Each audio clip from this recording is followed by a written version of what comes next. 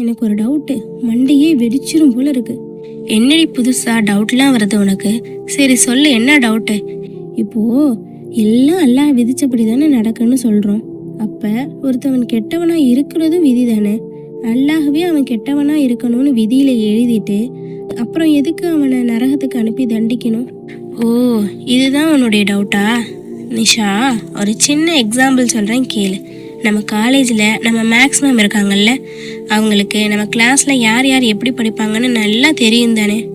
ஆமாம், அதுக்கு என்ன இப்போது எக்ஸாமுக்கு முன்னாடி மேம் அவங்க டைரியில் நிஷா இந்த வாட்டி கண்டிப்பாக எக்ஸாமில் ஃபெயில் ஆகிடுவா அப்படின்னு எழுதி வைக்கிறாங்கன்னு வச்சுக்கோ.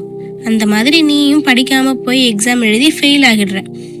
இப்போ நீ மேம் கிட்ட போய் நீங்கள் உங்கள் டைரியில் நான் ஃபெயில் ஆவேன்னு எழுதுனதுனால தான் நான் ஃபெயில் ஆகிட்டேன் அப்படின்னு போய் சண்டை போடுவியா? என்னடி சொல்கிற? நான் படிக்கலை, அதான் நான் ஃபெயில் ஆனேன்.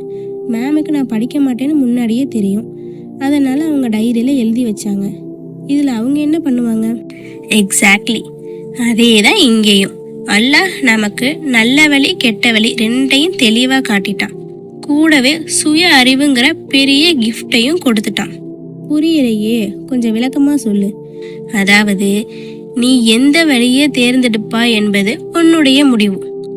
ஆனால் நீ எதை தேர்ந்தெடுக்க போறங்கிறது அல்லாஹுக்கு முன்னாடியே தெரியும்.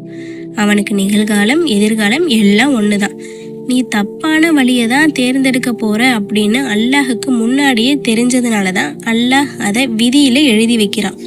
அல்லாஹ் தன் அதிகாரத்தை பயன்படுத்தி யாரையுமே இங்கே கெட்டவங்களா ஆக்கலை. நாம நம்ம இஷ்டப்படி நடக்கிறோம்.